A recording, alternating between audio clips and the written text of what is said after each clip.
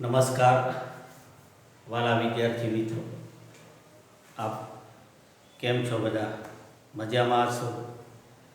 તમે ઘરે બેસીને સરસ રીતે અભ્યાસ કરી રહ્યા છો. તો આપણે ધોરણ 12 આંકડાશાસ્ત્રમાં આપણે બીજો ભાગ અને એમાં આપણે બીજું પ્રકરણ યાદચ્છિક ચલ અને અસતત સંભાવના વિતરણ એનો આપણે અભ્યાસ જે છે એ આપણે શરૂ કર્યો છે. તો એમાં આપણે છેલ્લે ભાગ 1 જે છે એમાં આપણે યાદચ્છિક ચલ કોને કહેવાય એનો અર્થ અને એના બે પ્રકાર, અસતત યાદચ્છિક ચલ અને સતત યાદચ્છિક ચલ, એનો આપણે થિયરિકલી પરિચય આપણે મેળવ્યો હતો. એની થિયરી જે છે એ તમે તમારી પાકી બુકમાં સરસ રીતે લખી જશે. તો હવે આજે આપણે આગળ બીજા ભાગમાં જે આપણું દ્વિપદી સંભાવના જે વિતરણ છે એ બાબતની આપણે ચર્ચા કરીશું, એને આપણે સમજીશું. તો જે આપણે ચલના જે બે પ્રકાર આપણે જોયા, અસતત યાદચ્છિક ચલ અને સતત યાદચ્છિક ચલ. તો આ પ્રકરણની અંદર આપણે જે યાદચ્છિક ચલ કે જેને આપણે વાસ્તવિક સંખ્યા ગણ આરની કોઈ પણ કિંમત સાથે આપણે ચલને જ્યારે સાંકળી ત્યારે એ ચલને આપણે યાદચ્છિક ચલ એક્સ તરીકે ઓળખીએ છીએ. આપણે જોયું તો એમાં જો અસતત ચલ હોય તો એમાં આપણે બે સ્વરૂપનું આપણું સંભાવના વિતરણ હોય છે. કે અસતત ચલ જે છે એનું પોતાનું પ્રોપર સંભાવના વિતરણ, એટલે અસતત જે સંભાવના વિતરણ જે શબ્દ છે એ પ્રમાણે આપણે એ મુદ્દો આપણે અભ્યાસક્રમમાંથી રદ થઈ ગયો છે. એટલે એ રીતે આપણે દ્વિપદી જે સંભાવના વિતરણ છે એની આપણે આગળ વાત કરવાની છે. છેલ્લે જેમ આપણે વાત કરી એમ છેલ્લે આપણે યાદચ્છિક ચલ અને એના પ્રકાર આપણે સમજ્યા હતા. તો આજે આપણે આગળ બીજો જે ભાગ છે એમાં દ્વિપદી સંભાવના વિતરણ જે છે, એટલે કે જે અસતત ચલનું જે સંભાવના વિતરણ હોય છે એ જ પ્રમાણે આપણે દ્વિપદી સંભાવના વિતરણ જે છે એને આપણે એક અસતત ચલના સંભાવના વિતરણના સ્વરૂપમાં, એટલે દ્વિપદી સંભાવના વિતરણ એ અસતત ચલ જે છે એનું જ સંભાવના વિતરણ છે.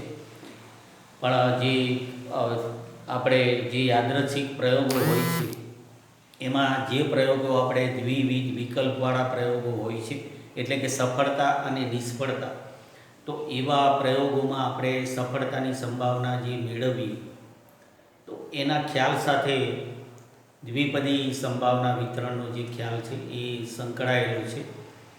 તો તમારી જે પાકી બુક છે એમાં થિયરી આપણે આગળ સમજીએ. તમે મારી સાથે એને લખી, થિયરી જે છે એ તમારી પાકી બુકમાં લખજો.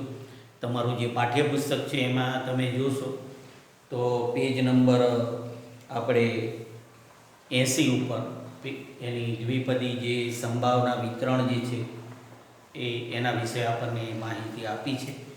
તો પાઠ્યપુસ્તકમાં પણ તમે એનો ઊંડી રીતે અભ્યાસ કરી અને એને ચોક્કસ એને તમે સમજજો. તો આપણે દ્વિપદી જે સંભાવના વિતરણ છે એ રીતે આપણે આપણી વાત આગળ વધારીએ. દ્વિપદી સંભાવના વિતરણ,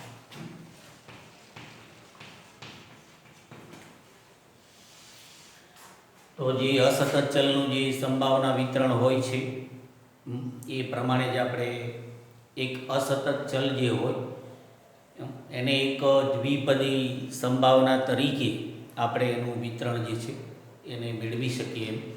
એટલે આપણે જે યાદચ્છિક પ્રયોગોની જે વાત કરીએ છીએ, એટલે જે એવા યાદચ્છિક પ્રયોગો હોય કે જેમાં આપણે દ્વિવિધ વિકલ્પ, જેમાં આપણને સફળતા અને નિષ્ફળતા એમ પ્રયોગની અંતે જે આપણને પરિણામ મળતું હોય એને આપણે સફળતા અને નિષ્ફળતા એવા સ્વરૂપમાં આપણે એને જોઈએ તો એને દ્વિવિધ વિકલ્પવાળા પ્રયોગો તરીકે ઓળખવામાં આવે છે. દાખલા તરીકે આપણે કોઈ કંપની હોય એ જાહેરાત કરે તો એની પાછળ એનો હેતુ હોય છે કે ભાઈ એનું વેચાણ જે છે એ બજારમાં વધે. તો એક આ જે યાદચ્છિક પ્રયોગ છે તો આપણે એને સફળતા અને નિષ્ફળતાના સ્વરૂપમાં આપણે એને જોઈએ. એટલે કે જો કંપનીનું વેચાણ વધ્યું હોય તો એને સફળતા કહેવાય, અને કંપનીનું વેચાણ ઘટ્યું હોય તો એને નિષ્ફળતા કહેવાય. એવી રીતે આપણે એવા ઘણા ઘટનાઓ, આપણે પ્રયોગો હોય છે. ધારો કે આપણે સિક્કો ઉછાળવાની ઘટના, તો એમાં આપણે એમ હોય કે ભાઈ છાપ મળે, તો જો આપણે પહેલાંથી નક્કી કર્યું હોય કે ભાઈ છાપ આવે, તો જો છાપ મળે તો સફળતા કહેવાય, અને જો કાંટો મળે તો પછી નિષ્ફળતા કહેવાય. તો આવા ઘણા એવા યાદરચ્છિક પ્રયોગો હોય છે, બરાબર, કે જેમાં આપણને બે પરિણામ પ્રયોગને અંતે આપણે સફળ થઈએ કે નિષ્ફળ થઈએ. તો આવા જે પ્રયોગો છે એને દ્વિવિધ વિકલ્પવાળા પ્રયોગો તરીકે ઓળખવામાં આવે છે. તો આપણે દ્વિપદી સંભાવના વિતરણ જે છે એનું જે ખ્યાલ આપણે સમજવા માટે સૌપ્રથમ આપણે દ્વિવિધ વિકલ્પવાળો જે પ્રયોગ છે તો એ શબ્દને આપણે સમજીશું. તો દ્વિવિધ વિકલ્પવાળો પ્રયોગ, તો હવે એનો સામાન્ય અર્થ આપણે એ રીતે કરીશું કે જે યાદરચ્છિક પ્રયોગ, બરાબર, એને અંતે આપણને જે પરિણામ મળે, એટલે કે સફળતા અને નિષ્ફળતા, એમ બે પરિણામ જો એમાં આપણને મળતા હોય તો એવા જે યાદરચ્છિક પ્રયોગો જે છે એને દ્વિવિધ વિકલ્પવાળા પ્રયોગો તરીકે ઓળખવામાં આવે છે. તો આપણે એનો અર્થ એ રીતે લખીએ કે જે યાદરચ્છિક પ્રયોગ જે છે,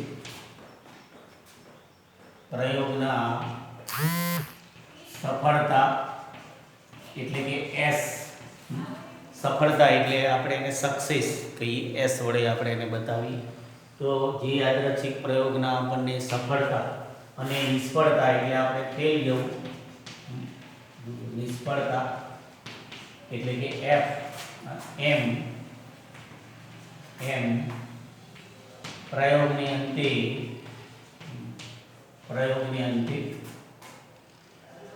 બે પરિણામો મળે તેની દ્વિવિધ વિકલ્પવાળો પ્રયોગ એને કહેવાય છે.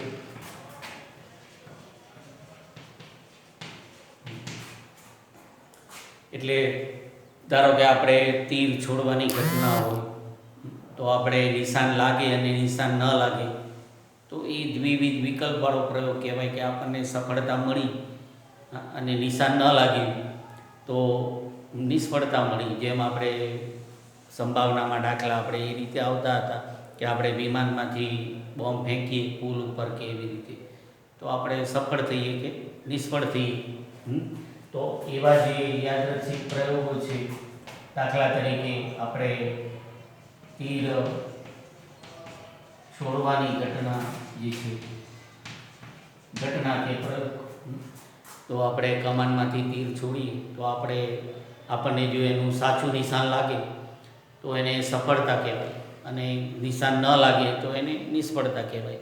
એવી રીતે આપણે લોટરીની ટિકિટ ખરીદી હોય તો આપણને ઇનામ લાગે તો સફળતા કહેવાય, અને ઇનામ ન લાગે તો તીર છોડવાની જે ઘટના છે તો એમાં આપણે નિશાન લાગે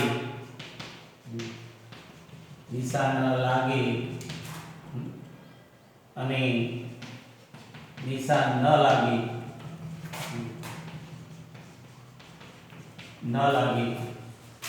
એમ બે પરિણામો જે છે એ આપણને મળે છે. એટલે નિશાન જો લાગે તો આપણે એને સફળતા કહીશું, ના લાગે તો નિષ્ફળતા. તો આવા જે યાદરચ્છિક પ્રયોગો છે એને દ્વિવિધ વિકલ્પવાળા પ્રયોગો તરીકે ઓળખવામાં આવે છે. તો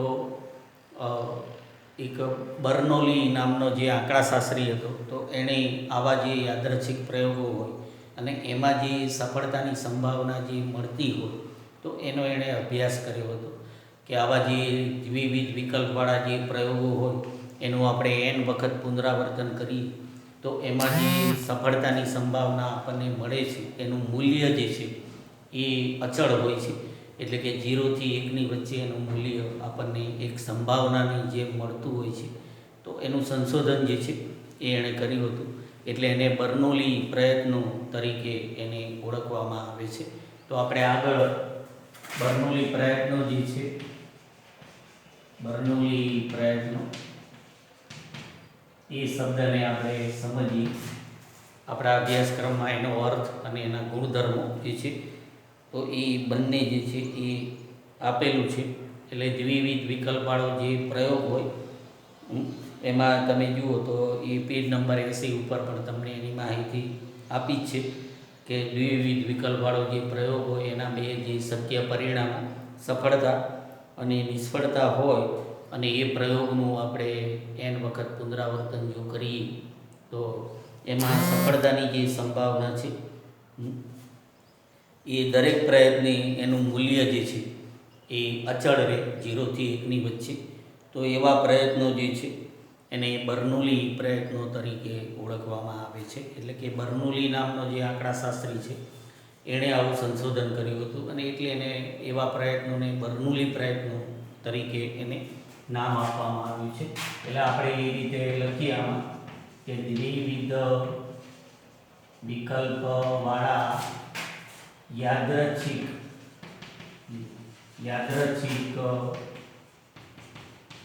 પ્રયોગનું આપણે n વખત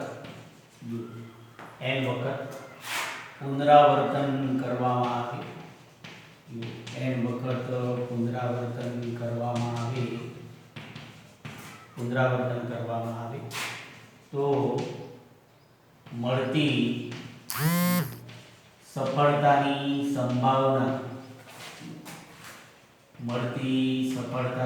સંભાવનાનું મૂલ્ય જે છે એનું મૂલ્ય 0 થી 1ની વચ્ચે આ રીતે 0 લેસ ધેન આપણે સફળતા સંભાવનાને આપણે પ્રોબેબિલિટી કહીએ છીએ. એટલે કે એને આપણે P વડે દર્શાવીએ છીએ, P of A, P of B, કોઈ ચોક્કસ ઘટનાની સંભાવના. એટલે અહીંયા P જે છે એ સંભાવના માટે આપણે એનો સંકેત છે. એટલે P લેસ ધેન 1 એ આપણે અચળ હોય છે. એટલે કે 0 થી જે એની સફળતાની જે સંભાવના હોય છે એ એની કિંમત જે છે એ 0 થી 1ની વચ્ચે કિંમત ધારણ કરે છે. આપણે સંભાવનાનું જે મૂલ્ય હોય છે તે એટલે કે અચળ હોય છે. તેથી આવા પ્રયત્નો જે છે કે પ્રયોગો છે એને બર્નોલી પ્રયત્નો તરીકે ઓળખવામાં આવે છે. બર્નોલી પ્રયત્નો એને કહેવાય છે. તો આપણે બર્નોલી પ્રયત્નોનો અર્થ આપણે જોયું કે જે દ્વિવિધ વિકલ્પવાળા જે પ્રયોગો હોય છે એનું આપણે n વખત પુનરાવર્તન કરીએ તો દરેક વખતે આપણને જે સફળતાની સંભાવનાનું જે મૂલ્ય હોય છે એક અચળ સ્વરૂપમાં આપણને મળે છે અને એટલે એને બર્નોલી પ્રયત્નો તરીકે એને ઓળખવામાં આવે છે. પછી બર્નોલી પ્રયત્નો છે એના ગુણધર્મો જે છે એ આપણને પાઠ્યપુસ્તકમાં જો આપેલા છે તો પાઠ્યપુસ્તકમાંથી જોઈને તમે એ ગુણધર્મો છે એ લખજો. જો 3 ગુણધર્મો જે છે એ આપેલા છે. એમાં પહેલો ગુણધર્મ આપણે છે કે દરેક બર્નોલી પ્રયત્ને મળતી સફળતાની સંભાવના અચળ હોય છે. આપણે આમાં લખ્યું એમ, બરાબર. પછી બીજું આપણને કીધું છે કે બર્નોલી પ્રયત્નો પરસ્પર નિરપેક્ષ હોય છે. એટલે કે સ્વતંત્ર રીતે આપણે દરેક જે બર્નોલી પ્રયત્ન હોય એનું આપણે પુનરાવર્તન કરી શકીએ છીએ. જેમ ધારો કે આપણે સિક્કો ઉછાળવાની ઘટનાઓ, તો આપણે જેટલી વખત પણ સિક્કો ઉછાળીએ તો દરેક વખતે આપણને સ્વતંત્ર રીતે પરિણામ મળે છે, બરાબર, કે ચાપ મળે કે કાંટો મળે. એટલે બર્નોલી પ્રયત્નો જે છે એ નિરપેક્ષ હોય છે અને એમાં એનું પરિણામ સ્વરૂપે આપણને સફળતા કે નિષ્ફળતા બેમાંથી કોઈ એક પરિણામ આપણને મળે છે.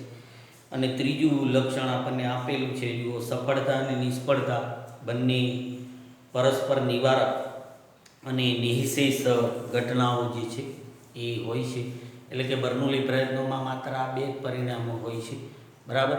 એટલે બંને પરિણામો આપણે જેવું નિરપેક્ષ છે, બરાબર. એટલે કે બંને સાથે નથી બનતી ઘટનાઓ. અને નિઃશેષ એટલે કે યુની અંદર માત્ર એ 2 જ ઘટનાઓ હોય. એટલે જે સફળતાની સંભાવના આપણને મળે છે પી બરાબર પીના સ્વરૂપમાં આપણને મળે, તો નિષ્ફળતાની સંભાવના આપણે શું થાય કે 1 - પી, કારણ કે નિહિશેષ જે ઘટનાઓ પ્રમાણે પી વત્તા ક્યુ બરાબર 1 થાય. તો પી વત્તા ક્યુ બરાબર આપણે સફળતા અને નિષ્ફળતાની સંભાવના, જે નિષ્ફળતાની સંભાવના છે એને આપણે ક્યુ વડે બતાવીએ. તો પી વત્તા ક્યુ બરાબર 1 થાય. તો પી બરાબર આપણે સફળતાની સંભાવના આપણે શું થાય તો 1 - ક્યુ. અને જો આપણે ક્યુની કિંમત, નિષ્ફળતાની સંભાવના આપણે મેળવવી તો આપણે 1 - પી થાય. તો જે ત્રીજો ગુણધર્મ છે એ આપણને એ બતાવે છે કે આ રીતે જે બર્નોલી પ્રયત્નો જે હોય છે એનું આપણે જે પુનરાવર્તન કરીએ છીએ, તો એ પ્રયત્નો જે છે એમાં જે સફળતા અને નિષ્ફળતા પી અને ક્યુ આપણને જે પરિણામ મળે છે એ પરિણામો જે છે એ પરસ્પર નિવારક અને નિહિશેષ હોય છે. એટલે કે પી વત્તા ક્યુ બરાબર 1 થાય છે સંભાવનાનું મહત્તમ મૂલ્ય, અને એ પ્રમાણે પી અને ક્યુની કિંમત આપણે મેળવી શકીએ છીએ. તો આપણે બર્નોલી જે પ્રયત્નો છે બરાબર, એનો આપણે થિયરિકલી પરિચય મેળવ્યો. હવે એને આધારે આપણે આગળ જે શબ્દ છે આપણે દ્વિપદી સંભાવના વિતરણ, આપણો મૂળ જે શબ્દ છે, તો એનો અર્થ હવે આપણે જોઈએ. જુઓ, તમારું પાઠ્યપુસ્તક છે એમાં આપેલું જ છે બરાબર. આગળ તમે જોશો પેજ નંબર 81 ઉપર, એટલે કે જે બર્નોલી પ્રયત્નો અને સફળતા અને નિષ્ફળતાવાળા જે દ્વિપદી જે પ્રયોગો હોય છે બરાબર, એમાં એને આપણે સફળતાની જે સંભાવના આપણને મળે એને આપણે કોઈ યાદચ્છિક ચલ સાથે આપણે એને સાંકળીએ, સફળતાની એક્સ વડે દર્શાવીએ, તો એને દ્વિપદી યાદચ્છિક ચલ તરીકે ઓળખવામાં આવે છે. અને એનું જે સંભાવના વિતરણ હોય તો એને દ્વિપદી સંભાવના વિતરણ કહેવાય છે.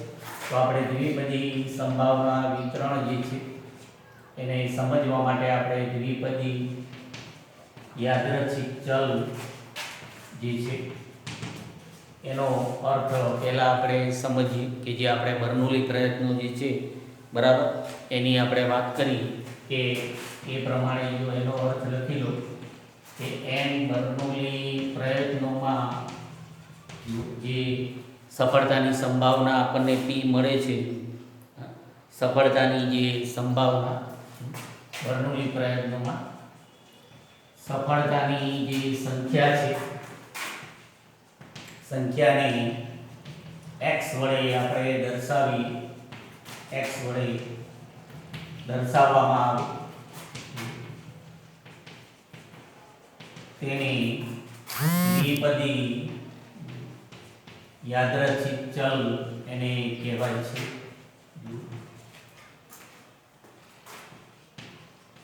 ચલ તરીકે એને ઓળખવામાં આવે છે. તો જે બર્નોલી પ્રયત્નો હોય એમાં આપણે સફળતાની જે સંભાવના આપણને દરેક પ્રયત્ને જે મળે તો એને આપણે એક્સ સાથે આપણે એને સાંકળીએ, જેમાં સતત ચલની જેમ, તો એને દ્વિપદી યાદચ્છિક ચલ તરીકે એને ઓળખવામાં આવે છે.